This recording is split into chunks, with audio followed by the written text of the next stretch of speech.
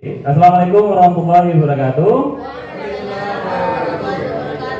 Terima kasih Bapak Ibu yang sudah berkenan hadir di ruangan ini. Sebelum saya mulai, saya mengucapkan terima kasih ke Ibu Kepala Sekolah yang telah memberikan izin kepada saya untuk menyampaikan materi pendidikan guru penggerak.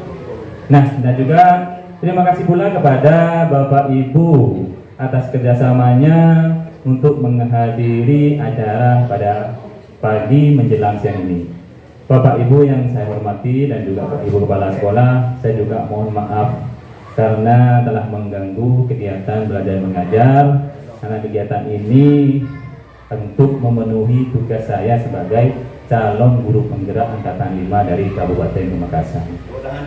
Bapak Ibu yang saya hormati, karena materi ini saya sampai di modul 2.1, begitu mungkin karena begitu pentingnya materi ini diperintahkan untuk disampaikan ke lembaga di mana guru penggerak itu berdinas. Disarankan utamanya adalah sekolahnya sendiri. Kalau ketimbang sekolahnya sendiri tidak memungkinkan, baru ke sekolah lain. Karena mungkin begitu pentingnya materi ini. Karena materi yang pertama sampai sekarang ini, baru materi ini yang disuruh perintahkan sampaikan ke lembaganya sendiri.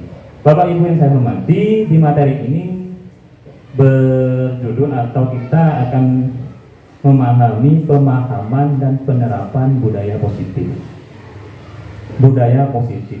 Tentunya kalau mengartikan budaya itu adalah kebiasaan, Bapak Ibu ya, kebiasaan positif ya, tentunya hal-hal yang baik. Jadi kebiasaan yang baik yang biasa diterapkan khususnya di lembaga kita di SDN Jungjang 1 Pamekasan. Nah, di materi ini saya sudah bikin slide untuk agenda yang untuk hari ini. Agenda yang pertama pembudayaan, yang kedua paparan materi, 3 tanya jawab, dan 4 penutup. Nah, untuk mengawali agar kegiatan hari ini diberi kemudahan dan beri keberkahan serta beri kelancaran, dan semoga apa materi yang sudah disampaikan nanti bisa bermanfaat bagi Bapak Ibu, khususnya bagi saya sendiri juga. Baik, marilah kita buka kegiatan ini dengan pembacaan basmalah. Bismillahirrahmanirrahim. Terima kasih. Nah, untuk kegiatan ini ya agar tidak tegang, karena di sini sifatnya ada yang sharing juga, saya akan menyampaikan beberapa materi. Mari kita awali dengan yang namanya ice breaking. Mungkin ada sebagian apa ice breaking? Bukan es krim Bapak Ibu ya. Ice breaking, pencair suasana, mencairkan suasana agar tidak tegang. Kita kegiatan ini mengikutinya dengan santai, serius, dan bisa dinikmati ya Bapak, dinikmati prosesnya.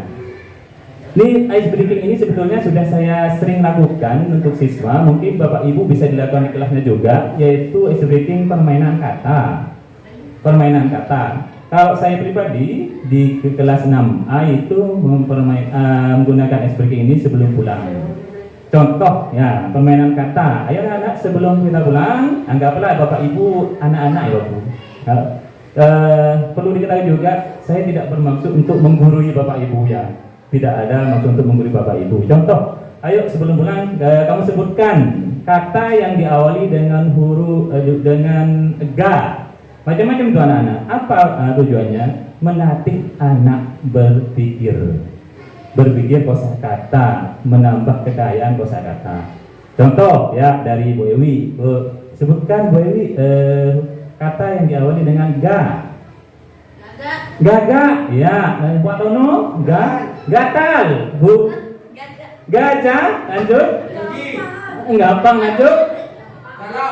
Terus, garpu, garu, gayu, lanjut. Bu Pati, garpu, tidak boleh sama, Cari kata yang lain. Yuk, gadu, Garuda boleh. Gadis. Udah, cari lagi Pak, yang nggak sama. Galau. Ya, ini diawali dengan ga. Bagaimana kalau permainan itu kata kalau kita disambung? Sambung kata, contoh tadi ya, Bu Ewi menyebutkan apa tadi? Gagak. Gagak. Cari yang lain mungkin yang Garuda. Terus lanjutkan oleh temannya. Dada. Dan lagi berarti belakangnya. Dadu. Edu apa lagi? Dukar. Nah itu sambung kata. Oke. Itu sambung kata. Coba kata itu dimulai dari saya. Misalnya meja. Berarti ja. Cari kata ja. Jambu.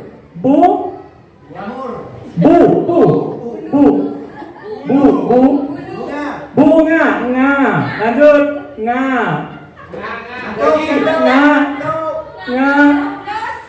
Apa? Itu sambung kata. Ngantuk.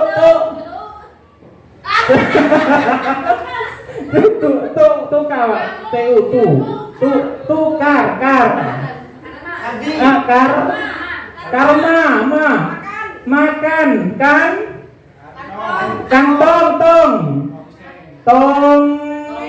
Tong seng.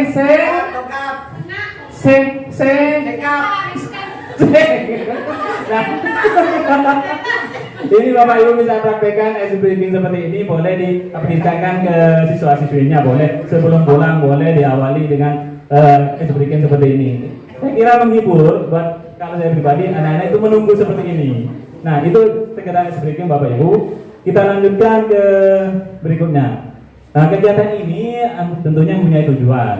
Tujuannya untuk peserta dan juga saya mampu memahami konsep pendidikan menurut Ki Hajar Dewantara, dihubungkan dengan konsep budaya dan lingkungan positif di sekolah yang berpihak pada murid.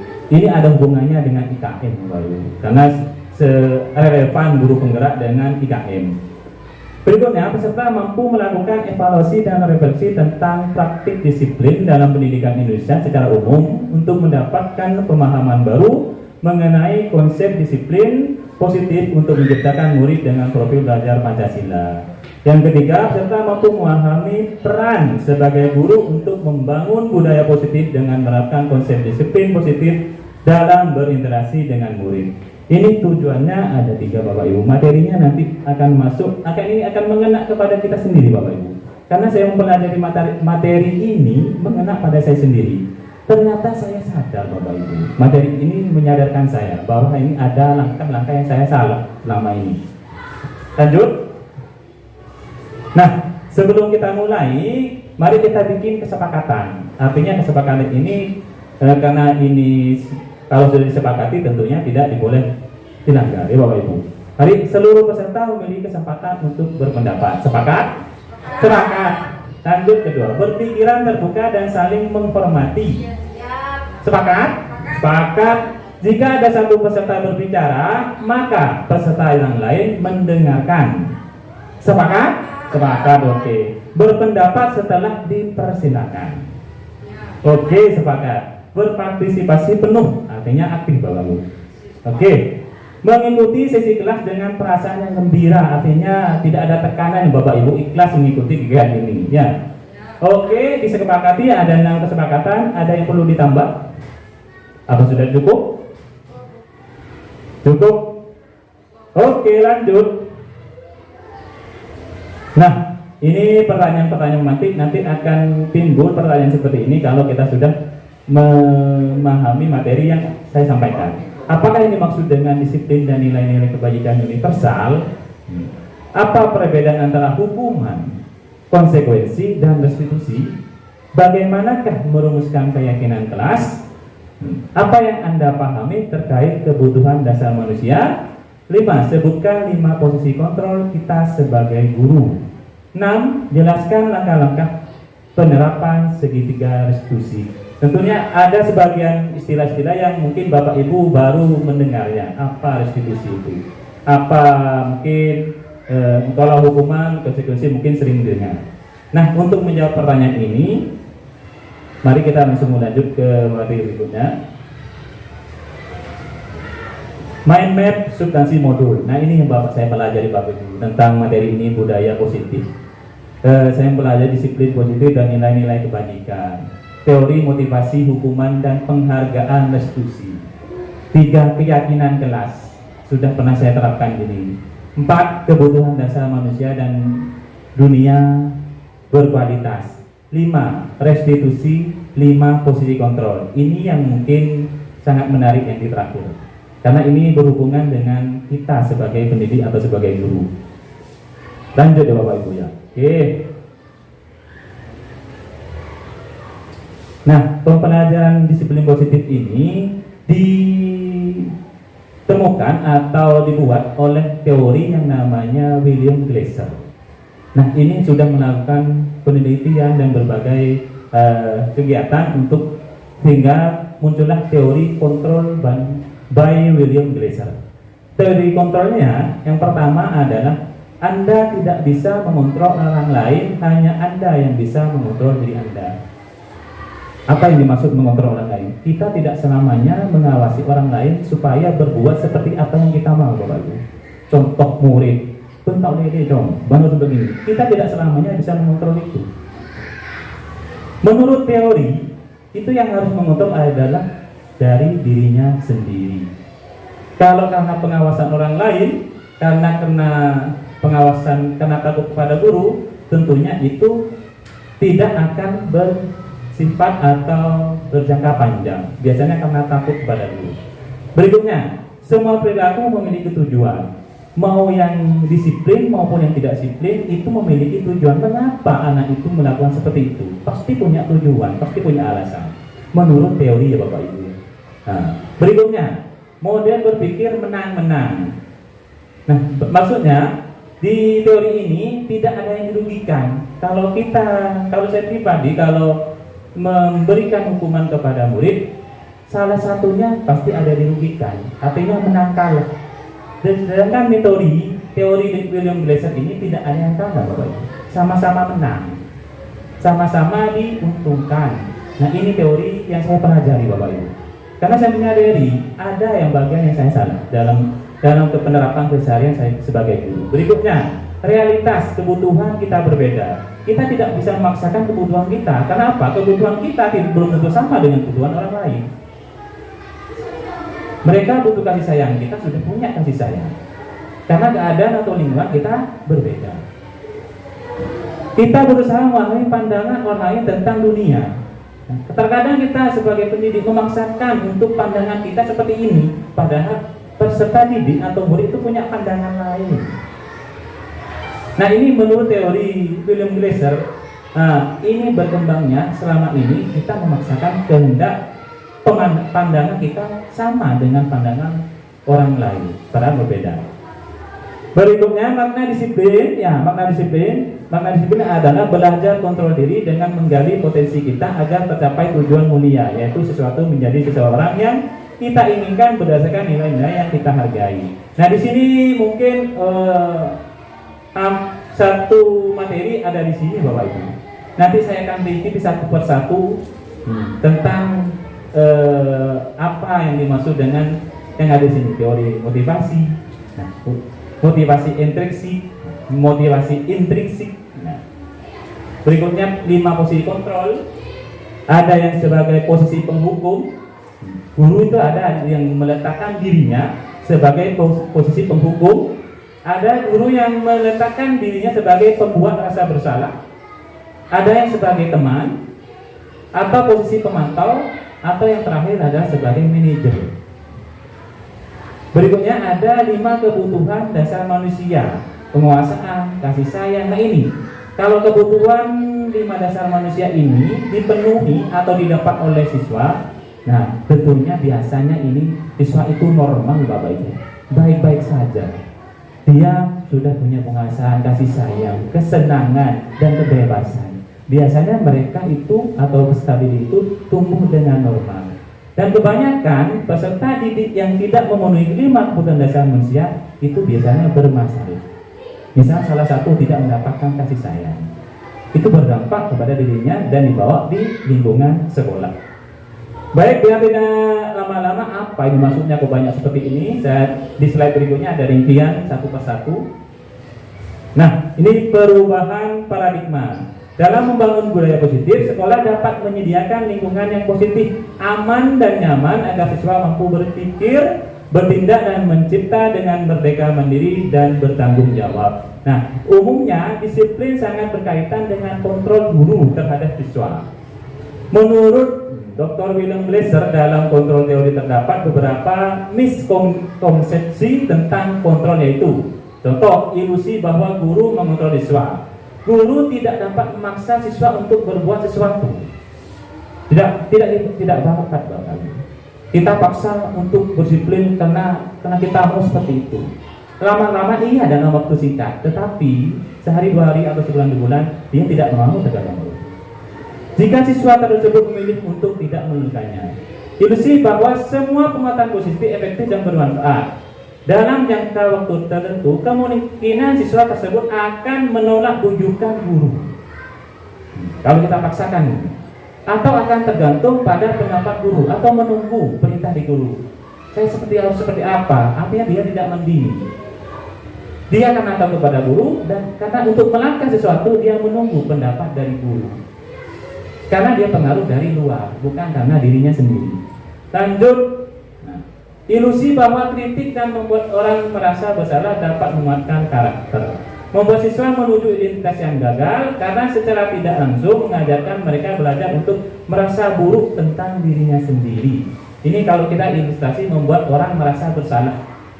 Gara-gara kamu ini semua terjadi seperti ini. Murid itu merasa bersalah Pak.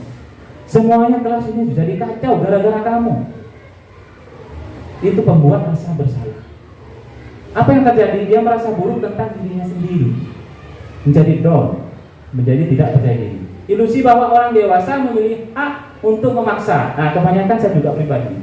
Kalau sudah orang dewasa, kalau sudah anak-anak, sudah pemikiran orang dewasa mungkin jauh lebih ke depan atau lebih pandai, karena urusan anak-anak dipaksa dengan pandangan diri sendiri.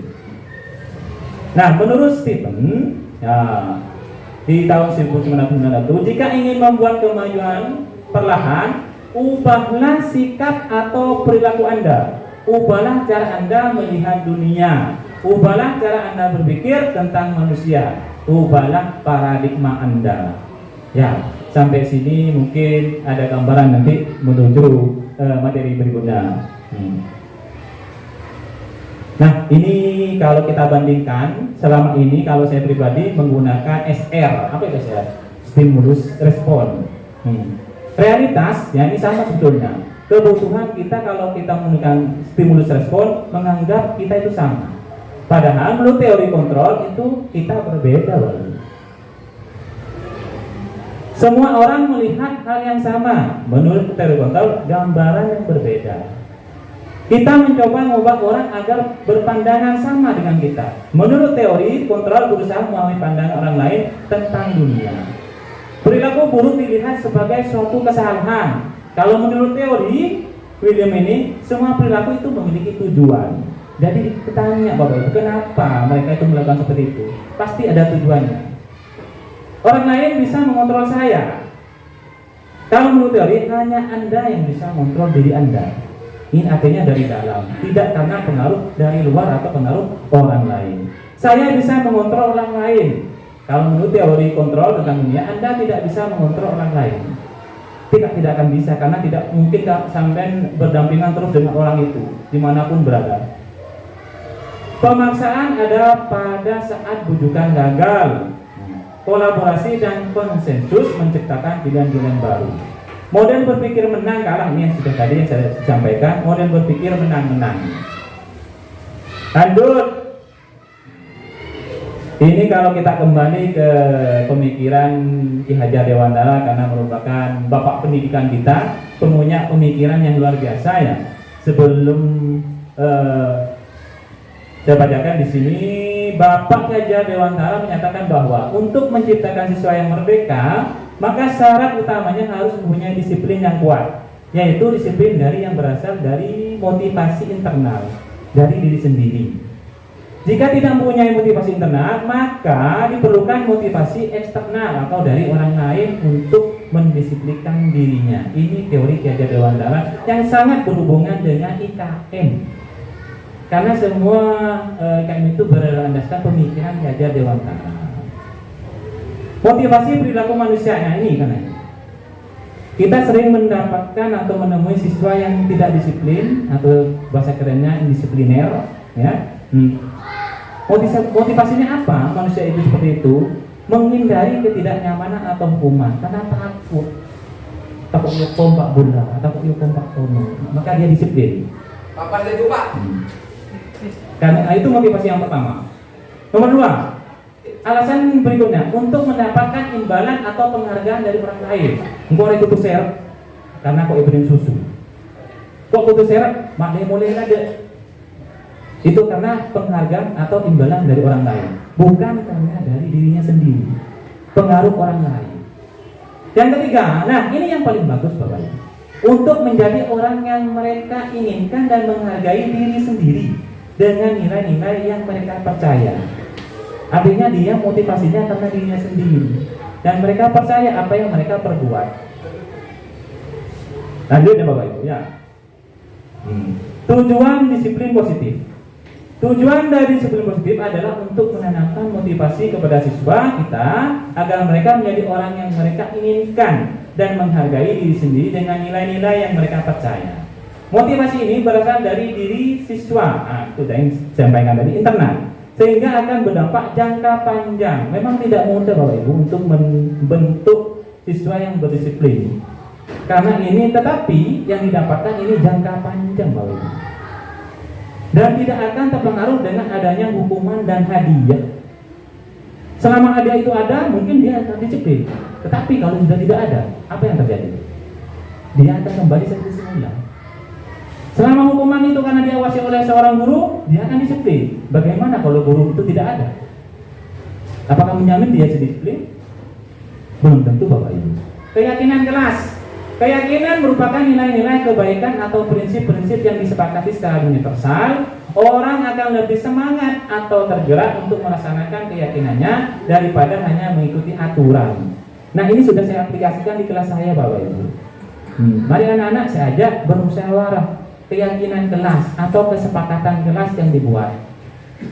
Apa yang anak-anak yang kita sepakati? Pertama, biarkan anak-anak itu membuat kesepakatan tersendiri.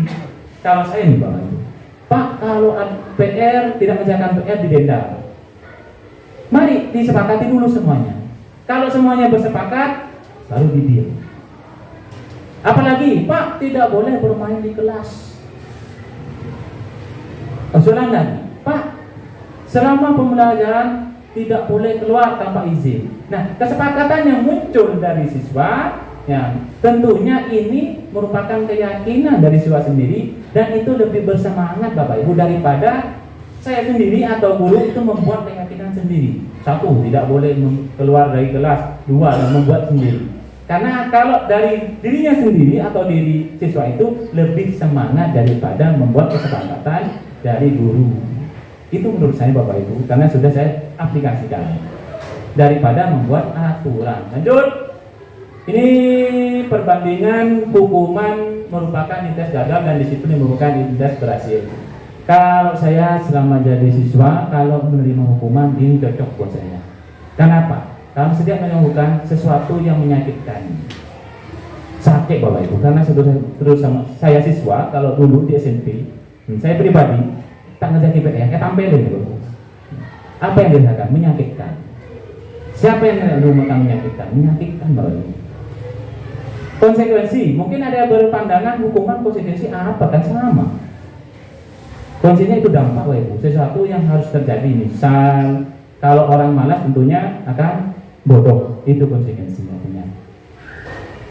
Restitusi, nah restitusi itu apa? Nanti berikutnya merupakan pilihan. Hukuman ini sesuatu yang tidak nyaman menurut saya Bapak Ibu. Kebanyakan saya pribadi ya sebagai guru sering melakukan hukuman.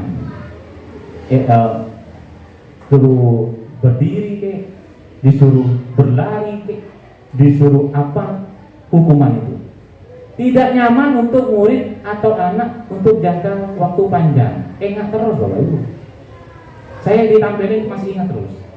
Untuk SMP, cobain karena tak ngajak PR. Bagus itu ada Bapak Ibu. Kalau sekarang mungkin tidak ada. Murid atau anak akan tersakiti. perilaku pasif agresif meningkat dan meningkat. Sistem tidak akan berjalan bila murid tidak takut. Berlaku hanya pada sebuah institusi, tidak berlanjut pada kehidupan nyata. Artinya hanya berlaku di sekolah aja. Di luar sekolah sudah kembali lagi. Peraturannya adalah misalnya ini kata-kata, kamu harus begini. Murid atau anak membenci peraturan. Jelas ya. Jika sesuatu sanksi atau konsekuensi sesuatu harus terjadi, tidak nyaman untuk murid atau anak untuk jangka waktu pendek. Korban bisa diabaikan. Murid atau anak dibuat tidak nyaman. Penguatan hanya bertahan dalam waktu pendek. Ini konsekuensi. Artinya aturan yang sudah ada waktu itu. Kalau hukuman tidak ada di aturan tetapi dibuat sendiri. Tergantung kadang khayalan guru itu sendiri. Pemikiran guru tersendiri. Oh ini mau diapakan nih? Padahal di peraturan itu tidak ada. Ini kalau kita konsekuensi. Memerlukan monitoring atau pengawasan terus menerus. Kalau konsekuensi, karena aturannya sudah ada, diawasi terus. Gimana siswa? Tetapi kalau institusi, nah ini yang baru ya Bapak Ibu. Pemahaman baru, teori yang baru saya kenal. Restitusi.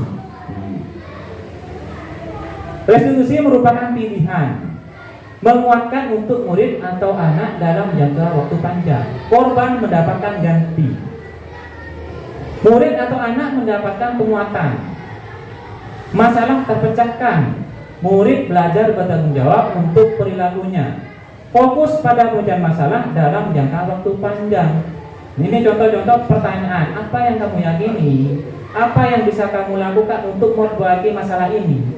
Artinya siswa itu biarkan berpikir mencari solusinya sendiri Bapak Ibu. Bukan karena pandangan kita sendiri.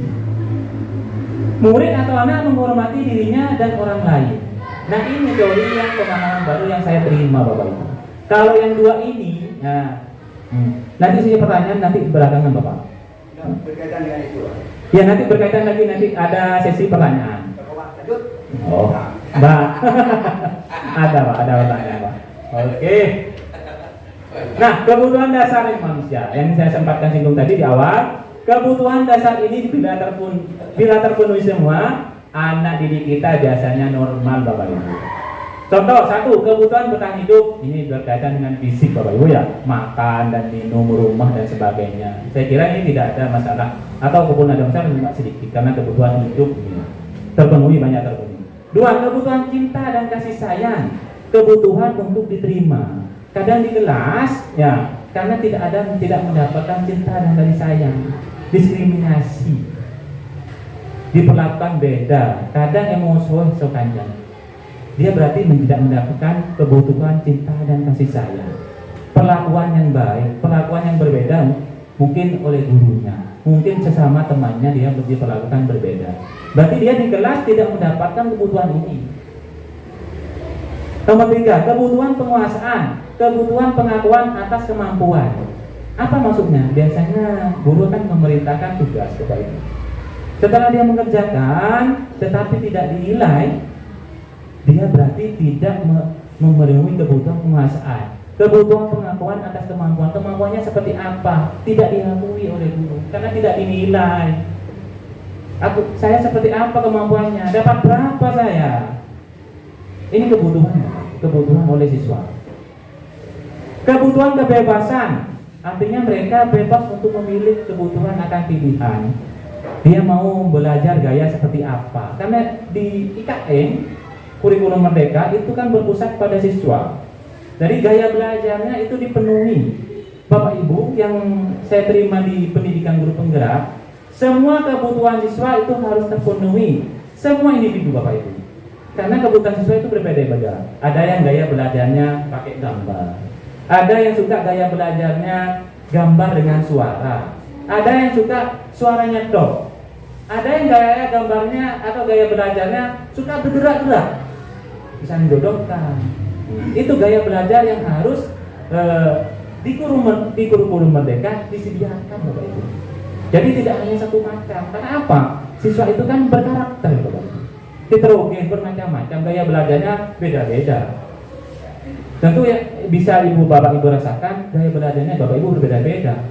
Senang suka yang tutorial, senang membaca yang artikel, senang hanya yang mendengarkan suara atau mengerjakan pekerjaan guru sambil mendengarkan musik. Itu gaya belajar bapak ibu. Nah, siswa juga punya seperti itu bapak ibu. Jadi gaya belajar mereka punya kebebasan, kebutuhan akan pilihan. Yang kelima, kebutuhan kesenangan, kebutuhan untuk merasa senang. Itu tentunya tidak ada tekanan ya bapak ibu. Kebutuhan kesenangan, mereka senang menikmati proses pembelajaran yang diajarkan di dalam kelas, tidak tertekan. Ini kebutuhan dasar manusia.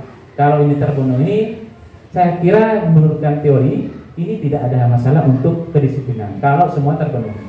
Berikutnya, nah ini bapak ibu yang saya sempatkan tadi, posisi kontrol guru. Saya sendiri baru menyadari telah mempelajari pemahaman ini. Manakah yang bapak sering ibu lakukan? Posisi penghukum, posisi pembuat orang bersalah, posisi teman. Contoh kalimat yang disampaikan, misal penghukum, patuhi aturan saya, atau saya atau awas lebih. Itu bapak ibu menempatkan posisinya sebagai penghukum. Berikutnya, kamu saja salah. Itu berarti bapak ibu menempatkan posisi penghukum karena bahasa yang disampaikan seperti itu. Jika pembuat orang merasa bersalah, bapak ibu menempatkan posisinya sebagai orang merasa bersalah. Bapak sangat kecewa dengan kamu, anak itu merasa bersalah. Berapa kali ibu harus memberitahu kamu ya, kamu sering begini. Ibu kecewa nak, itu merasa bersalah. Itu posisi pembuat merasa orang bersalah. Posisi berikutnya, posisi sebagai teman.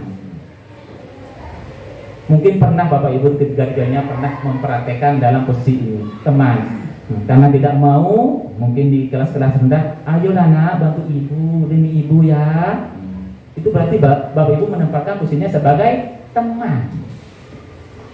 Ayo ingat, tidak semua bantuan ibu selama ini. Ibu sudah kamu kasih air, ibu sudah kamu cebokin tadi. Nah, itu kan sebagai teman. Posisi kontrol sebagai teman. Lanjut bapak ibu. Berikutnya, mungkin ini yang baru, monitor atau pemantau. Posisi sebagai monitor ini hanya memonitor atau mengawasi peraturan yang sudah ada di kelas, peraturan yang sudah ada di sekolah. Bagi siswa yang melanggar, tinggal mengucapkan atau menggunakan bahasa, ayo peraturannya apa? Apa yang kamu sudah lakukan? Peraturannya apa? Kan sudah ada. Nah, ini memantau.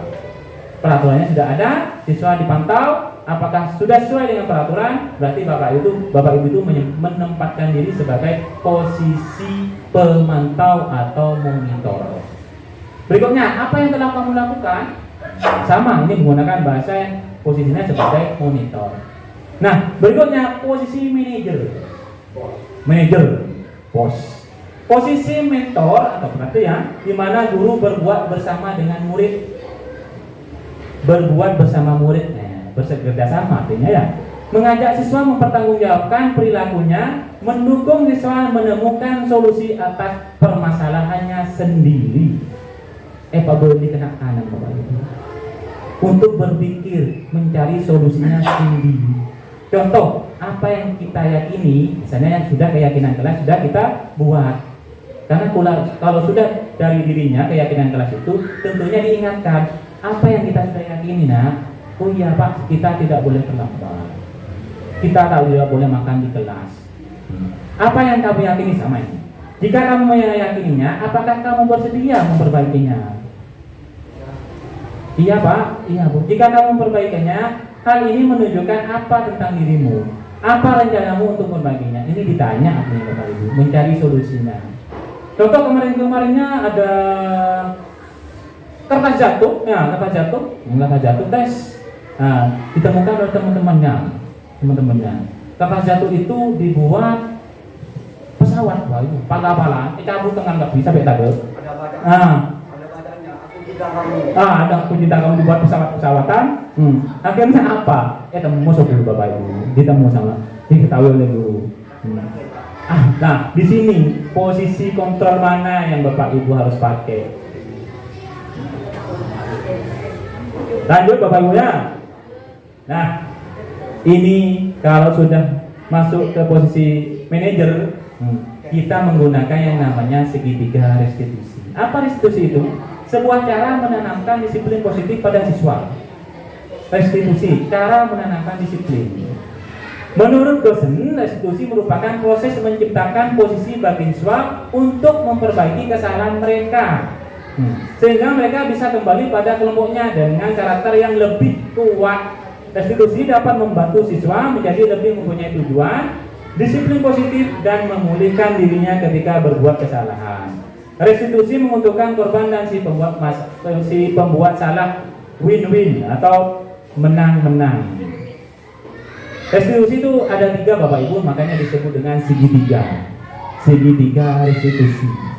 Restitusi apa tadi? Cara menanamkan disiplin. Nah, apa saja segitiga restitusi itu? Yang pertama itu menstabilkan identitas. Biasanya siswa kalau sudah membuat tidak disiplin, pertanyaan atau bahasa yang digunakan, yang pertama misalnya si A membuat ketidakdisiplinan atau disipliner. Bahasa yang digunakan untuk menstabilkan identitas adalah setiap orang pasti pernah melakukan kesalahan, karena maksudnya itu tidak luput dari salah dan dosa. Itu menstabilkan. Atau kamu bukan satu-satunya yang melakukan ini. Nah, itu merupakan stabil, menstabilkan identitas. Berikutnya, validasi tindakan yang salah. Kamu tentunya punya alasan. Nah, tanyakan Bapak Ibu, apa motivasi kamu melakukan kesalahan ini? Atau benar ala Korea? Adakah cara yang lebih baik untuk mendapatkan apa yang kamu butuhkan? Mengapa kamu nak melakukan seperti ini? Tanyakan Bapak Ibu. Nah, setelah ditanyakan, tanyakan lagi keyakinan keras apa yang telah kita sepakati. Keyakinan keras tadi, kamu ingin menjadi orang yang seperti apa? Ini merupakan segitiga restitusi.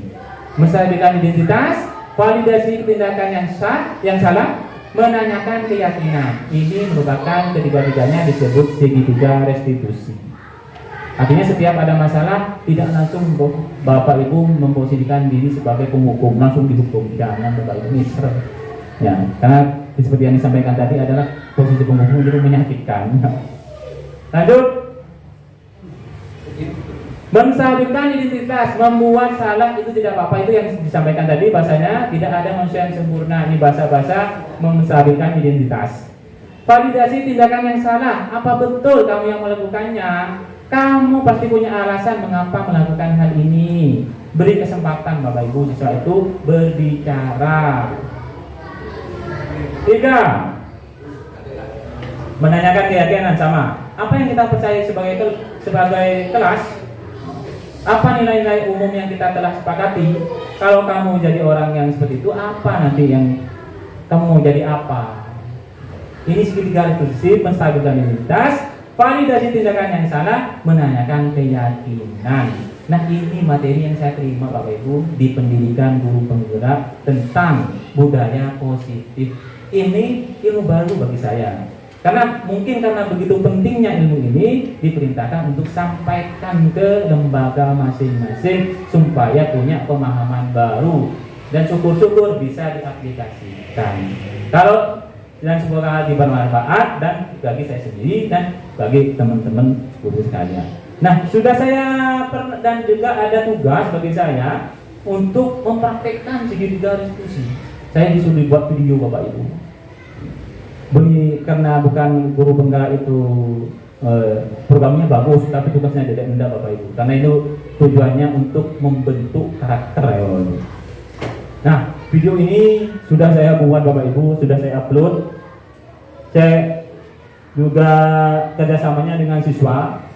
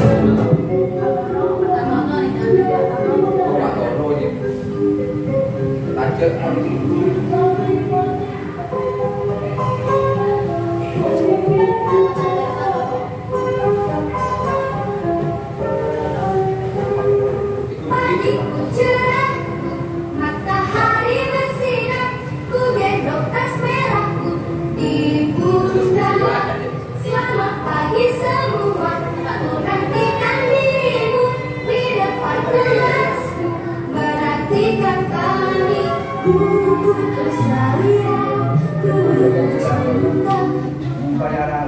Kita udah mau bulan. Bayaran. Itu kesalahan main.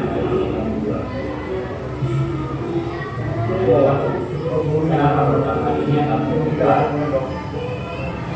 Bagaimana masa usaha? Kenapa wanita seakan-akan senang? Bahwasanya tidak harus menjenuh. Apa kesalahan? Alasan lama dari perjalanan apa? Berpandangan kiri kan lo. Liburan, kamu belum makan, jadi masih makan. Kamu masih belum makan. Nah, semua orang pasti punya salah ya, dan punya bikin kesalahan karena semua sebenarnya kan juga kesalahan. Kau lebih dulu. Begitu, belum tahu peraturan sekolah. Nah, kalau sekolah setiap orang Senin dan sekarang itu pagi sudah ada di sini. Nah, kamu apa yang kamu lakukan karena kamu sudah bikin kesalahan untuk depannya? Kenapa? Ini sudah berlaku. Terus apa yang kamu lakukan nanti? Kita sedikit ya. Hukum juga Kalau kena tim ya. banyak sih ada kan sudah bisa ini.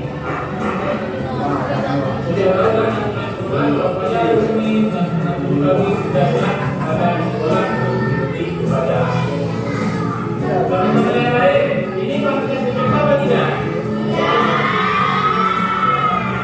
Kalian tetap diikuti bahasa sekolahnya. Oke, pengalaman sekolah ini tentunya tidak terjadi seperti ini. Ya, silakan duduk kembali.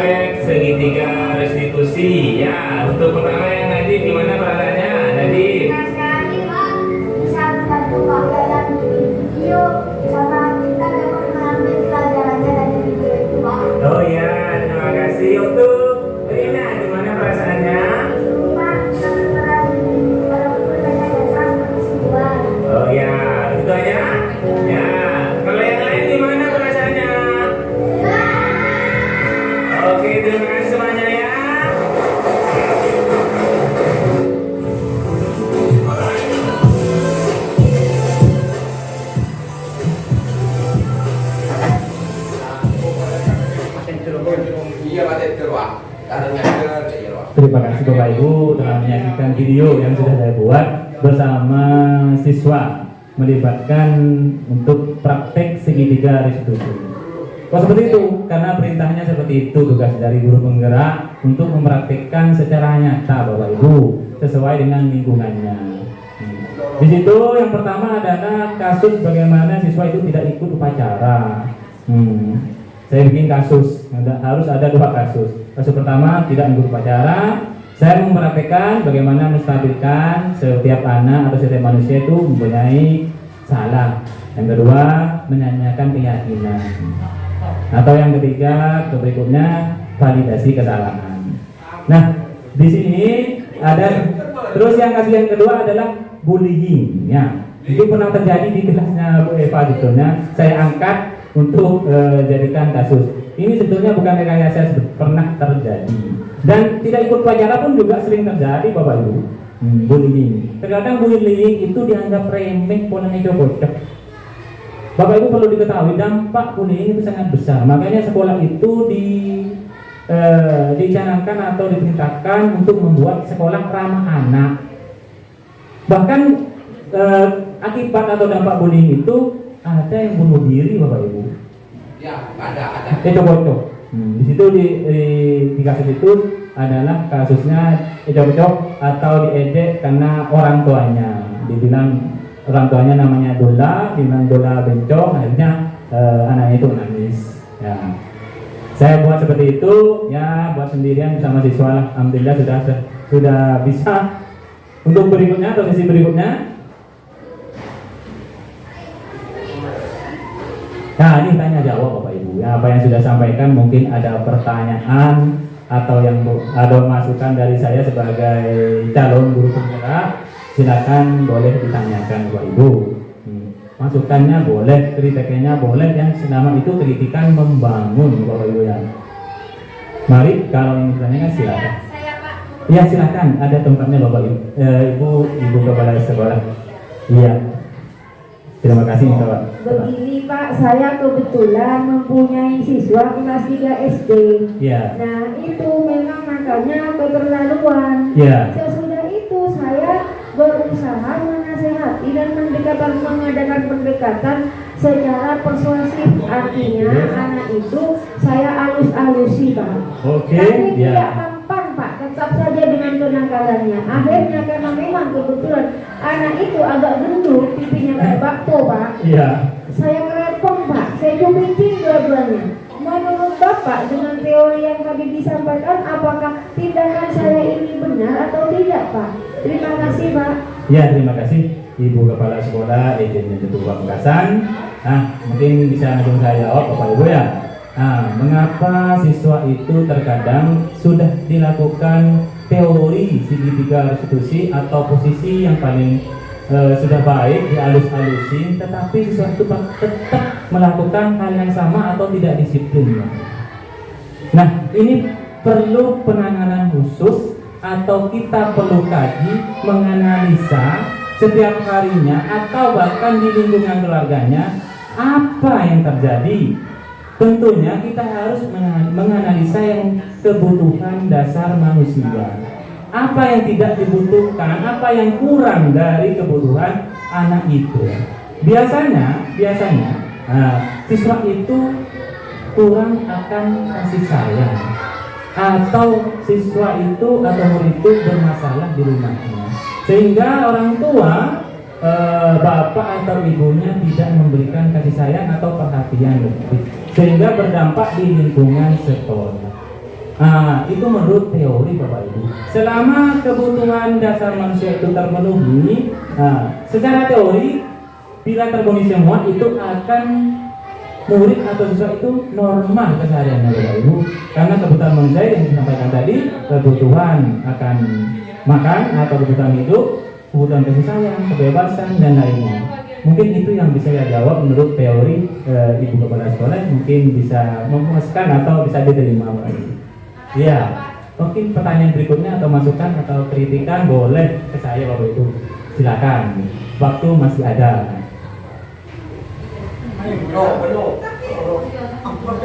Ya silakan Bapak Dono, mungkin boleh tanya boleh.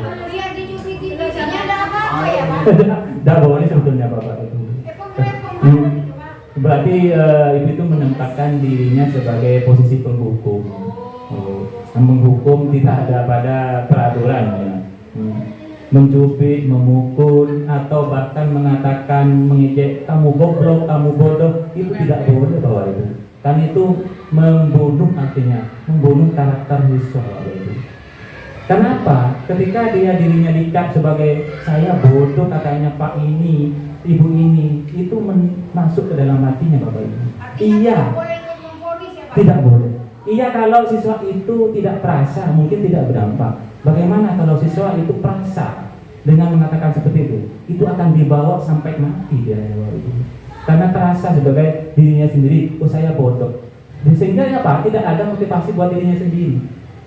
Kamu goblok, nah, kamu bodoh, centor, Bapak Ibu. Nah, akhirnya apa? Disampaikan Pak, bagaimana hukuman yang paling ringan untuk menghadapi anak yang memang nakal Pak? Hukuman yang paling ringan untuk menghadapi anak nakal. Sebetulnya kalau kita memakai hukuman itu tidak efektif. Ya. Karena apa yang disampaikan tadi, hukuman itu berjangka pendek. Mungkin pada saat itu siswa akan nurut apa yang disampaikan, apa yang diperintahkan, apa yang disuruh oleh guru. Tetapi keesokan harinya atau mungkin di kemudian hari dia akan berulang kembali dengan kesalahannya sama atau yang lebih. Biasanya itu akan lebih agresif Bapak Ibu. Akan lebih kenakalannya naik. Kenapa? Sebetulnya mereka punya alasan Bapak Ibu. Kenapa seperti itu? Tanyakan Bapak Ibu. Artinya head to head Bapak Ibu. Kalau bahasanya sekarang hati ke hati. Ya mungkin ada pertanyaan lagi? Ya silakan. Silakan Ibu Eva, guru kelas 4-nya. Ya, terima kasih. Assalamualaikum warahmatullahi wabarakatuh. Waalaikumsalam warahmatullahi wabarakatuh. Begini Pak ya, jujur ini adalah materi yang baru bagi saya. Setelah saya menerima informasi dari Pak Yayan bahwa kita itu sebenarnya, saya juga merasakan kalau saya juga salah selama ini karena posisi saya, jika anak-anak itu indisipliner, saya pasti sifatnya menghukum. Ternyata itu kan salah Pak ya. Kita harus melakukan, yang harus kita lakukan adalah segitiga restitusi. Sekarang pertanyaan saya seperti ini Pak. Zaman saya sekolah seperti Pak Yaya, mungkin kita kan satu angkatan Pak ya. Iya betul. Katanya sampean kan tadi saya ditempelin Bapak, saya ditempelin Ibu saat saya juga seperti itu. Saya tidak hafal perkalian, kepala saya dihidupkan ke majelis. Nah itu sangat melekat ke dalam diri saya, sehingga saya mempunyai motivasi tersendiri. Saya harus hafal perkalian. Ini sisi baiknya hukuman kalau menurut saya Bapak. Sekarang yang menjadi pertanyaan saya, sekarang kan hukum tidak boleh Pak ya. Yang menjadi pertanyaan saya, posisi kontrol mana yang menurut Bapak itu terbaik berdasarkan hasil yang saya lihat saat saya menjadi siswa dengan saya sekarang menjadi guru gitu Pak. Dan alasannya apa? Terima kasih. Oke, terima kasih kepada Ibu Eva, guru kelas 4 menanyakan dan menceritakan pengalamannya hampir mirip dengan saya. Punya pengalaman yang menyakitkan karena posisi guru itu menggunakan atau pada posisi kontrol sebagai penghukum. Tetapi Ibu Eva menganggapnya itu dari pandangan lain, segi positifnya bahkan hukuman itu menjadi motivasi dia untuk berubah menjadi lebih baik. Memang betul ada sebagian seperti itu Bapak. Menanggapinya hukuman itu sebagai motivasi diri. Tetapi yang perlu dipahami di doi ini, hukuman itu menyakitkan Bapak. Hukuman menyakitkan, memang sebagian seperti itu ada menganggapnya. Bahkan ada cerita nyata, betulan murid ayah saya di zamannya pada waktu itu dulu dia ditampilin juga Bapak Ibu, bahkan ditapok, bahkan disakiti lah. Tapi suatu saat dia bertamu ke rumah saya, ke rumah ayah saya itu memberi hadiah umroh Bapak Ibu. Dia ingat bahwa dia pernah ditampilin. Bapak, saya ingat waktu Bapak nampilin saya. Itu bila kita siswa menanggapinya sebagai motivasi sendiri. Tetapi pada umumnya siswa tidak seperti itu Bapak Ibu. tidak punya panggilan lain, yang kebanyakan itu akan menjadi dendam. Saya pernah sharing dengan orang-orang yang sudah tersakiti, kebanyakan itu adalah yang guru yang menggunakan posisi penghukum itu akan menimbulkan rasa dendam. Dendam, itu guru yang dulu yang menghukum saya, itu guru yang dulu yang menghina saya, itu akan menimbulkan rasa dendam. Alhamdulillah jika itu menanggapinya dalam pandangan lain seperti Ibu Eva sebagai motivasi dirinya untuk memperbaiki kelakuannya. Nah, pertanyaan yang berikutnya, posisi mana yang paling baik? Posisi yang terakhir, yaitu posisi manajer. Artinya, siswa itu diajak bicara, Bapak Ibu. Diajak bicara, kenapa nak kamu melakukan seperti ini? Pasti punya alasan. Ajak bicara, Bapak Ibu. Terus berikutnya, mengapa melakukan seperti ini? Nah, ajak bicara lagi, Bapak Ibu, menggunakan bahasa berikutnya. Kira-kira, nah, apa yang bisa kamu perbuat untuk mempertanggungjawabkan ini? Seperti yang kasus yang kemarin, Bapak Ibu, ini kasus nyata. Di kasusnya Bu Eva juga, siswa yang membuang kertas milik temannya sampai habis, dia buat pesawat-pesawatan. Nah, saya coba mempraktikkan segitiga di situ. Awalnya karena mereka takut, Bapak Ibu, mereka berbohong. Enggak, Pak, saya bukan saya. Tetapi saya coba dari hati ke hati, dari foot to foot. Siapa yang melakukannya? Bapak tidak akan menghukum anak, tidak akan memberikan hukuman. Saya, Pak, bersama teman saya. Mengapa kamu melakukan ini? Saya nemu, Pak, di bawah. Dikain bukan punya siapa. Saya ambil tengahnya. Teman-teman saya ikut-ikutan. Akhirnya kertas itu habis. Saya tanyakan kembali. Kira-kira apa yang kamu harus perbuat untuk mempertanggungjawabkan ini? Saya mau ganti, Pak. Dengan cara apa kamu ganti? Saya mau sumbangan sama teman-teman. Silakan. Nah, sudah selesai kan, Bapak Ibu? Artinya tidak ada yang tersakiti, tidak ada yang jadi korban. Artinya menang sama menang, ini yang dimaksud dengan menang sama menang. Korban sudah tergantikan dengan buku yang baru. Pelakunya juga menang, mempunyai karakter yang lebih kuat. Dia menyadari dan mencari solusinya sendiri. Nah, itu yang dimaksud dengan segitiga restitusi, dan posisi yang paling tepat atau yang terbaik adalah posisi sebagai manajer. Saya kira itu, Bapak Ibu, untuk pertanyaan. Karena waktunya sudah habis ya, Bapak Ibu.